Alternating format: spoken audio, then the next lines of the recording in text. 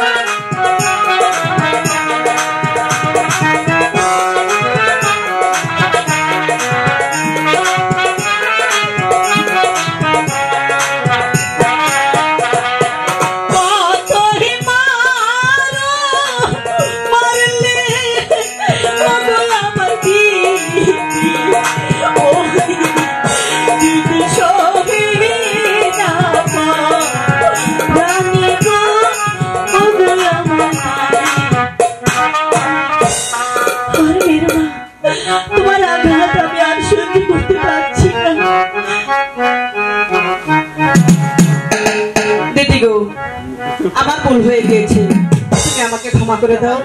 দিদি, এই সিংহাসন তো তোমারই প্রাপ্য, তুমি বসো দিদি, আমি দেখি তোমাকে কেমন দেখা যায়।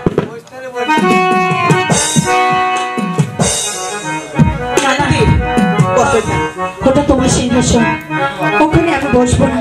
বারে তুমি তো বলেছিলে তুমি এসেছো আগে আর আমি এসেছি পরে। আমি না হয় ছোট, ভুল করে ফেলেছি, আমাকে ক্ষমা করে দাও। এসো না দিদি, দেখি তোমাকে কেমন দেখা যায়।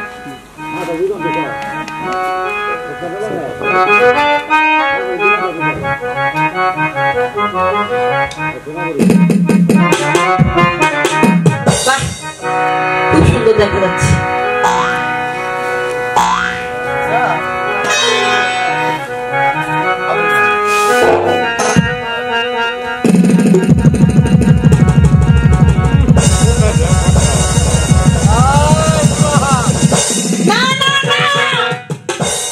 যতই আমি তাকে দেখছি ততই আমার শরীরে টক করে গেছে। ভালো চাষ করে সিংহাসন থেকে নেমে পড়। তুমি বসতে বললি, আবার তুমি বলছো আমি নেমে পড়বো? তোকে কেন বসেছিস তুই জানিস না? কেন? তোকে আবার নতুন করে সাথে ছলনা করে? আমি তার সাথে ছলনাই করেছি। নেমে পড়, নেমে পড়,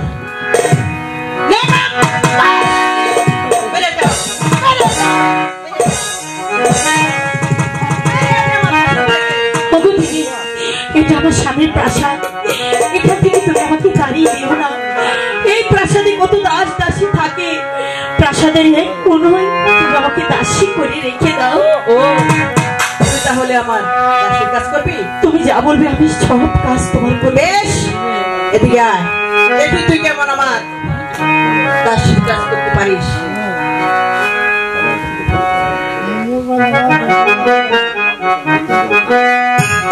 এই তুই তো আমার দাসী তাই না? এই নে আমার কাপড়টা টিপে দে।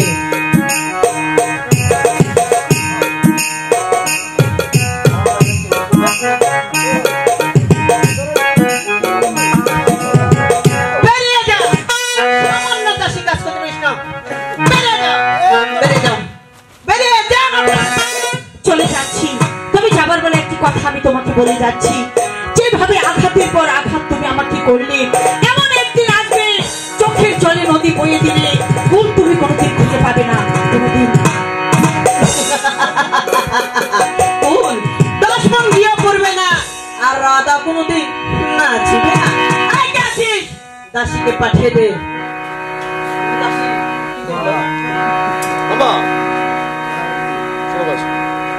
শোনো দাসী, এই পত্রখানা নিয়ে মহারাজের নিকট যাবে। আর কি বলবে জানো? বলবে ছোট রানী আপনাকে অন্তঃপুরে দেখা করতে বলেছে। যাও দাসী।